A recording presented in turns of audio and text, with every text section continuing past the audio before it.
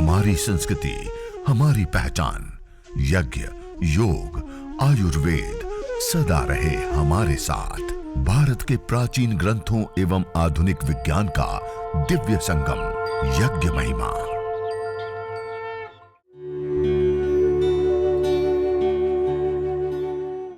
भारतीय संस्कृति में यज्ञ, योग एवं आयुर्वेद जैसी अमूल्य विद्याएं हैं, जिसका मूल है वेद। इतिहास की ओर दृष्टि डालें तो भगवान राम, भगवान कृष्ण से लेकर राजा महाराजाओं, ग्रामवासियों व अरण्यवासी ऋषियों की कुटियों तक नित्य व नैमित्तिक यज्ञों का प्रचलन देखने को मिलता है। उस समय उन्होंने कर्कटेष्टि हवन सामग्री, कैंसर के लिए स्पेशल है, उससे अपने कमरे के अंदर प्रतिदिन हवन करना 108 गायत्री मंत्र से सुबह शाम चालू कर दिया। जो माताजी एक इंजेक्शन लगने पर, पिछले 5 इंजेक्शन लगे, पांचों इंजेक्शन में 25 से 45 दिन में वो उठती थी, वो केवल मात्र 3 दिन में उठ गई। और जो उनको उत्साह मिला, उन्होंने प्रतिदिन किया और उसमें अनुलोम विलोम, कपालभाति आदि किया। 2 महीने के बाद रिपोर्ट कराई, 61% लीवर कैंसर रिकवर हो गया। ऐसे ही काम करती, जो कि 57 लाख रुपए पहले उन्होंने खर्च कर दिए। 57 लाख रुपए खर्च करने के बाद डॉक्टर ने क्या कहा, अब ले जाओ, और 10,000 का भी यज्ञ नहीं करना पड़ा। तब तक में 61% रिकवर हो गया। और ऐसे एक दो नहीं, ऐसे सैकड़ों ऐसे अलग अलग बीमारी, हार्ट, लीवर, किडनी से लेकर के अलग अलग प्रकार की फंगल इन्फेक्शन से लेकर के अलग अलग हजारों बीमारियां। स्वामी यज्ञदेव करके एक यूट्यूब चैनल है, उसके ऊपर यज्ञ चिकित्सा अनुभव करके एक प्लेलिस्ट है। आप देखोगे तो आपकी रूह कांप जाएगी कि यज्ञ से ऐसे ऐसे रोग भी ठीक होते हैं। खतरनाक। एक सबसे पहला केस हमारे पास आया था बहन दिव्या जी का। मुंबई में घाटकोपर में वो रहती है। ब्रेन ट्यूमर हुआ, उनका ऑपरेशन हुआ, कोमा में चली गई।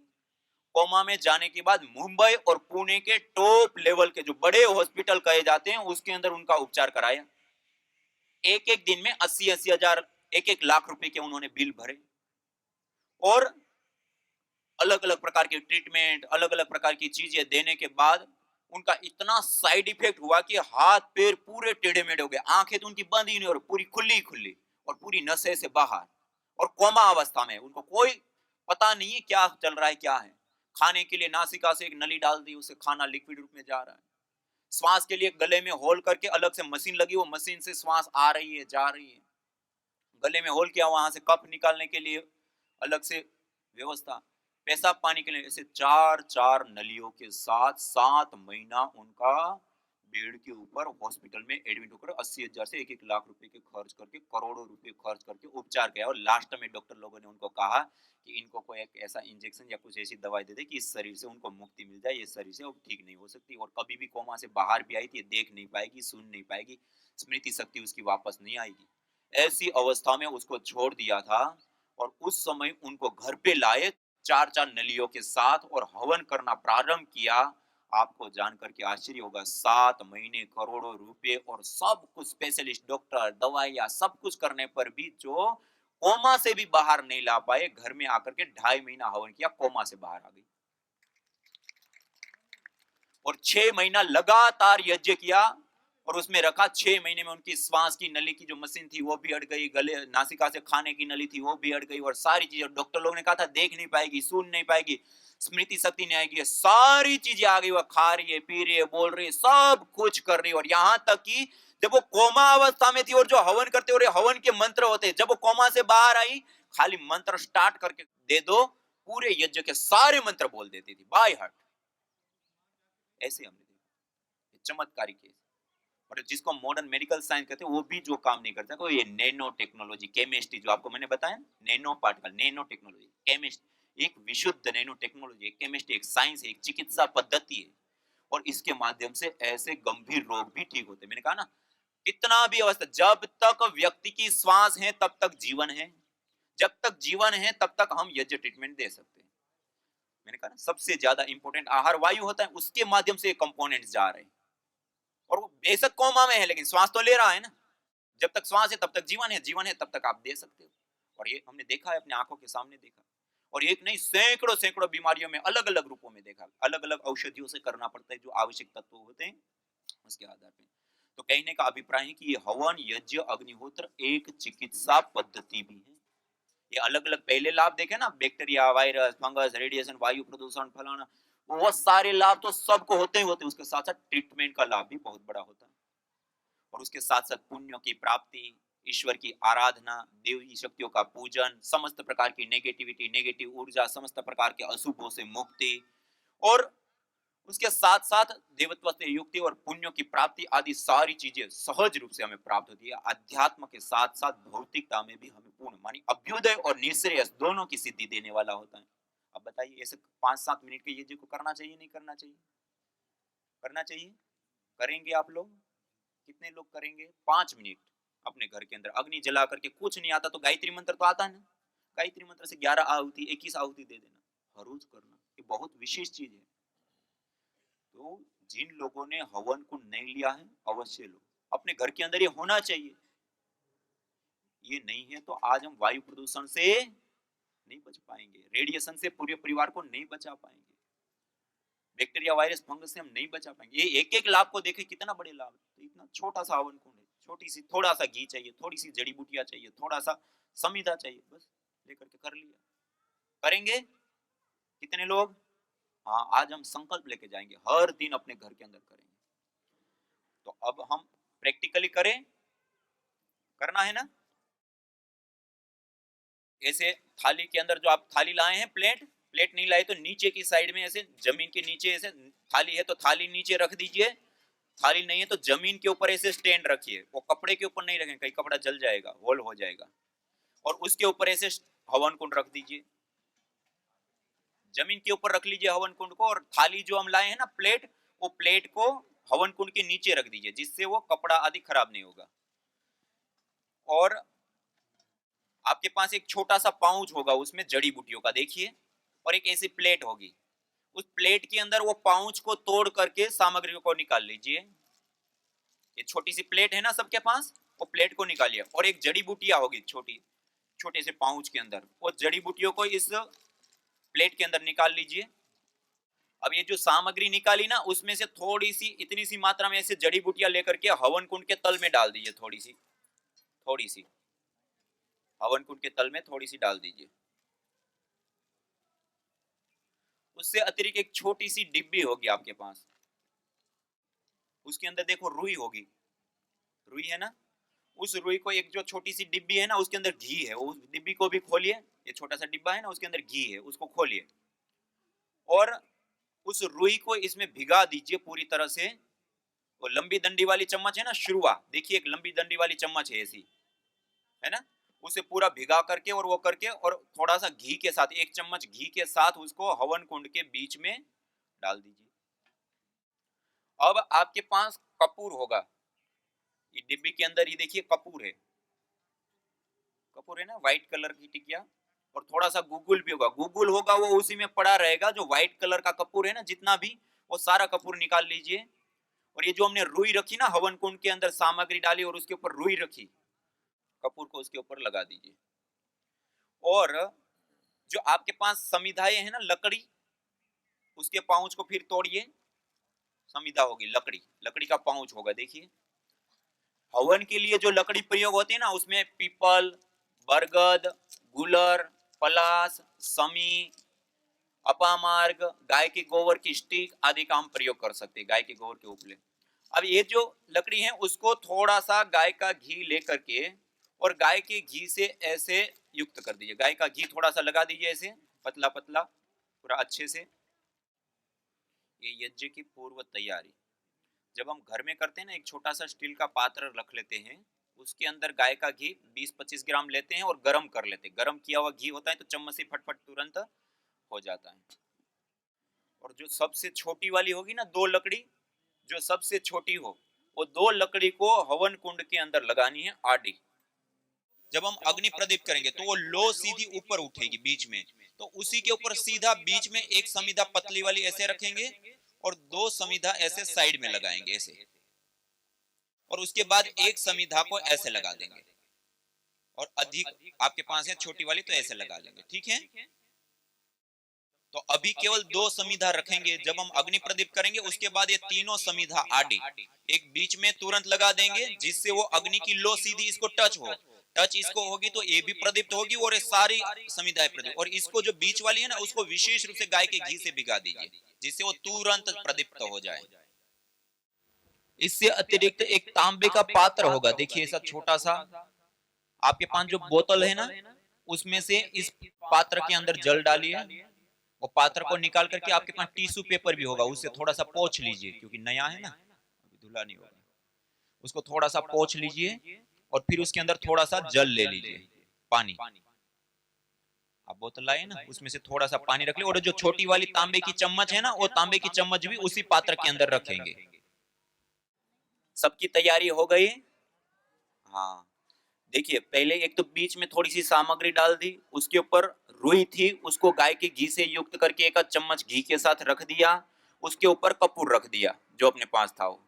उससे अतिरिक्त सबसे छोटी वाली जो 2 समिधा हैं उसको हमने 2 साइड में रख लिया है। उससे अतिरिक्त अन्य समिधाओं को गाय के घी से युक्त करके रख लिया है। जब हम अग्नि प्रदीप्त करेंगे तो अग्नि बीच वाला कपूर को लगाएंगे तो वो तुरंत ऊपर की ओर लो उठेगी। उसके ऊपर एक आडी बीच में और 2 साइड में, ऐसे 3 समिधाओं को आडी लगा देंगे उसके ऊपर, तो चारों ओर से खुला भी रहेगा और हवा भी अच्छे से लगेगी। इस प्रकार से ये व्यवस्था होगी, ठीक है। पास पास में समिधाओं को नहीं लगाएंगे, दूर दूर में लगाएंगे। जब हम मतलब बीच में गैप होना चाहिए, हवा ऊपर की ओर अग्नि निकले और साइड से हवा उसको मिले, इस प्रकार से लकड़ियों का हम चयन करेंगे। उससे अतिरिक्त गाय का घी को अपने पास खुला रखेंगे, और जब हम गाय की घी की आहुति करेंगे तो ये लंबी डंडी वाली चम्मच है, उससे हम आहुतियां करेंगे। एक छोटे से पात्र के अंदर जल रख लिया, आचमन, अंगस्पर्श और जल सिंचन की ये प्रक्रिया होती है पूजन की, उसके लिए हम विशेष रूप से इसका प्रयोग करेंगे। एक प्लेट के अंदर अलग अलग जड़ी बूटियों का सम्मिश्रण है, उसको आपने प्लेट के अंदर रख लिया। ये हवन सामग्री, जब हम आहुति देंगे ना, जब पहले हम गाय की घी की आहुति 4 करेंगे, उसके बाद हम इसकी आहुति, जब इसकी आहुति करते हैं सामग्री की जड़ी बूटी, तो राइट हैंड, दाएं हाथ की मध्यमा, अनामिका और अंगुष्ठ 3 उंगलियों के माध्यम से ऐसे सामग्री लेते हैं। और जब हम स्वाहा बोलते हैं, स्वाहा के साथ ऐसे सीधे हाथ से ऐसे आहुति देते हैं, ऐसे सीधे हाथ से ऐसे आहुति देंगे, ऐसे उल्टे हाथ से ऐसे आहुति नहीं देंगे, ऐसे उल्टे हाथ से नहीं, सीधे हाथ से हम ऐसे आहुति देंगे। मंत्र से पहले ओम का उच्चारण करते, तब हाथ में सामग्री लेते हैं, मंत्र के अंत में स्वाहा बोलते हैं, तो स्वाहा के साथ आहुति प्रदान करेंगे। ऐसे ही मंत्र के साथ जब ओम बोलते हैं तब श्रू के अंदर घी लिया, जब स्वाहा बोलेंगे तब उसकी आहुति हम प्रदान करेंगे। ऐसे ये गाय के घी की भी हम आहुति प्रदान करेंगे। तो इस प्रकार ये यज्ञ की पूर्व तैयारी हम कर चुके हैं। अब हम सब मिल करके इस यज्ञ को प्रारंभ करेंगे।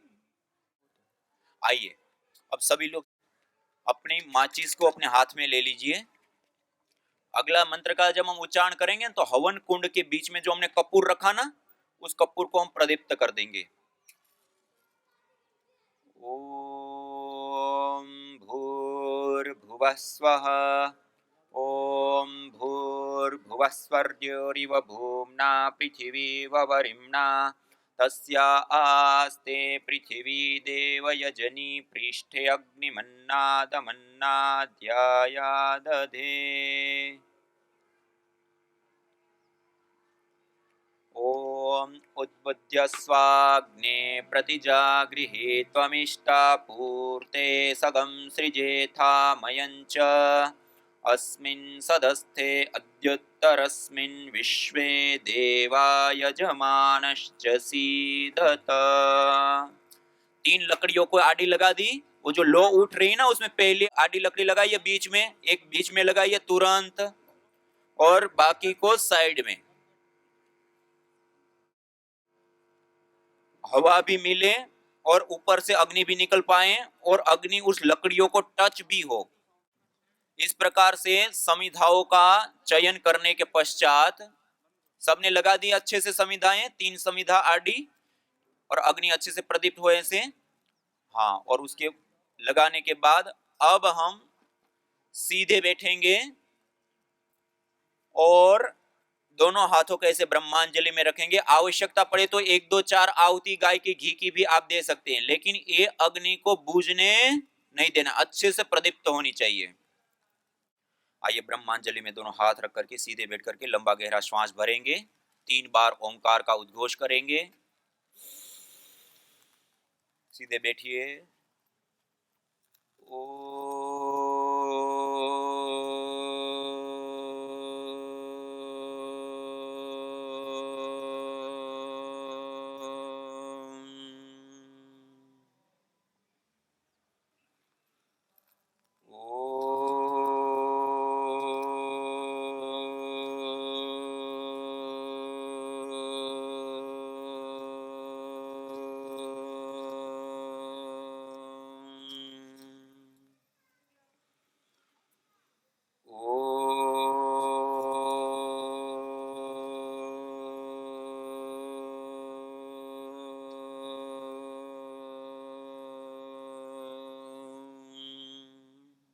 तीन बार ओम का उच्चारण करने के पश्चात अब हमारे पास जो जल रखा है उस जल को हाथ में लेंगे, दाएं हाथ की अंजलि में थोड़ा सा जल लेंगे और अब हम आचमन करेंगे दाएं हाथ की अंजलि में जल लेकर के, और अग्नि अच्छे से प्रदीप्त हो उसको उस रूप में आप रख ले। आवश्यकता पड़े तो थोड़ा सा कपूर या सामग्री समिध आदि घी आदि की आहुति दे सकते हैं।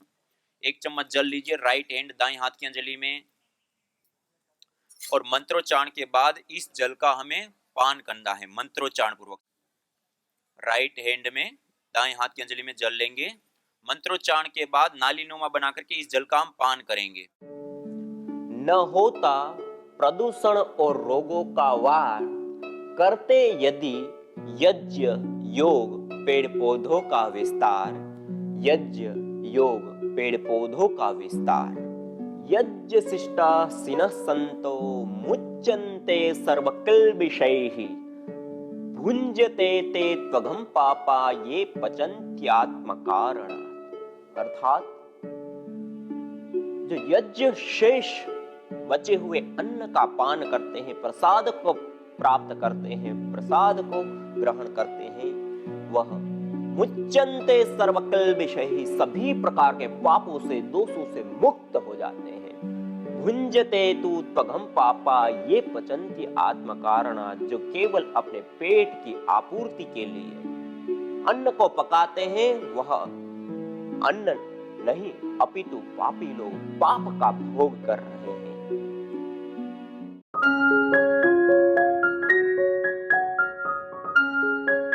यज्ञ हवन अग्निहोत्र करने के लिए यज्ञ की पूर्व तैयारी कैसे करें। एक छोटी सी प्लेट के अंदर स्टैंड रखा, उसके अंदर हवन कुंड रख दिया और आचमन पात्रों को ले लिया। आचमन पात्रों के अंदर जल रख लिया, कलश उसके अंदर थोड़ा सा जल रख लिया, और जो प्लेटें हैं उन प्लेटों में विशेष रोगानुसार चिकित्सा यज्ञ करते हैं तो रोगानुसार हवन सामग्री को उसके अंदर रख लिया।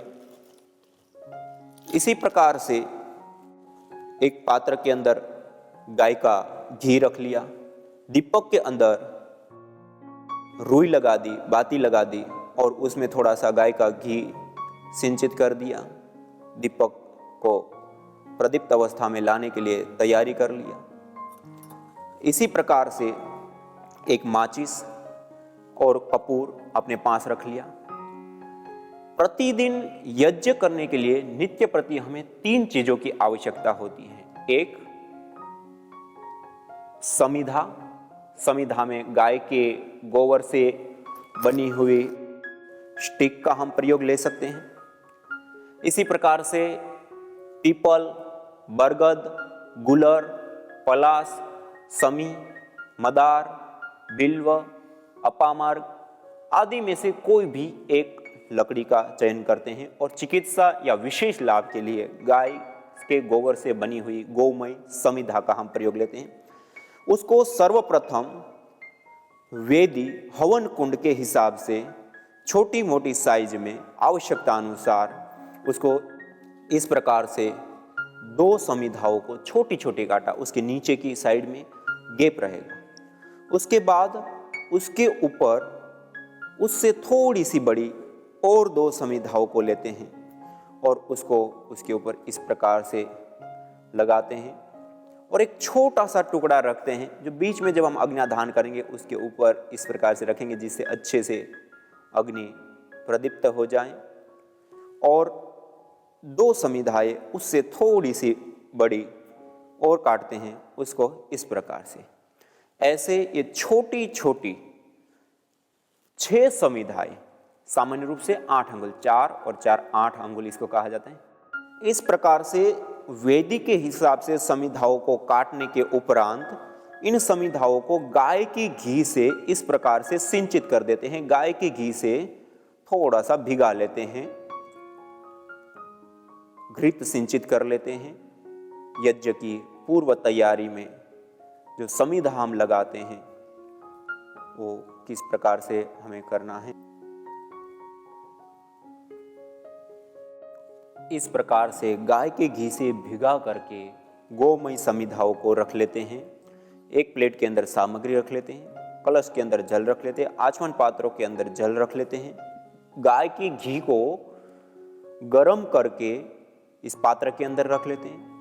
दीपक के अंदर बाती लगा करके उसके अंदर घी सिंचित कर देते। ऐसे यह यज्ञ की पूर्व तैयारी कर ली और उसके पश्चात हवन कुंड के बीच में थोड़ी सी मात्रा में जड़ी बूटियां ली और उसको तल में ऐसे थोड़ी सी मात्रा में डाल दिया और उसके पश्चात उसके ऊपर थोड़ी सी रुई लिया और उस रुई को पतला पतला फैला करके ऐसे बीच में रख दिया। उसके ऊपर 2 से 4 चम्मच गाय का घी इस प्रकार से सिंचित कर देते हैं जिससे वो रुई अच्छी तरह से भीग जाए।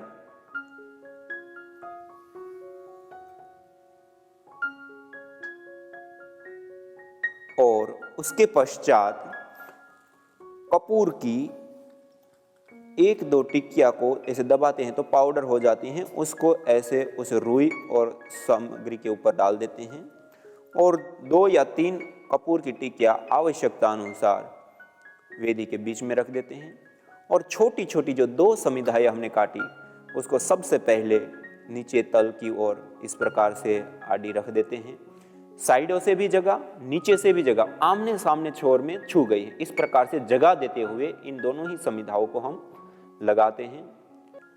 तो इस प्रकार से यह यज्ञ की पूर्व तैयारी हम कर चुके हैं।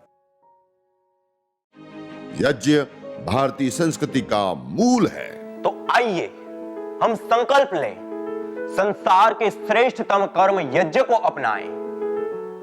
पिंड और ब्रह्मांड में संतुलन कायम करने वाले यज्ञ को अपने जीवन का अभिन्न अंग बनाएं एवं प्रकृति मां के प्रति अपने ऋणों को अदा करें। विश्व स्वास्थ्य का एक नारा, यज्ञ से होगा जग उजियारा। भारतीय संस्कृति की अमूल्य विरासत यज्ञ की महिमा को जानने हेतु वैदिक चैनल पर प्रतिदिन प्रातः एवं सायं 11:30 बजे यज्ञ महिमा कार्यक्रम से जुड़े। विशेष जानकारी हेतु संपर्क करें। मोबाइल 9068565306।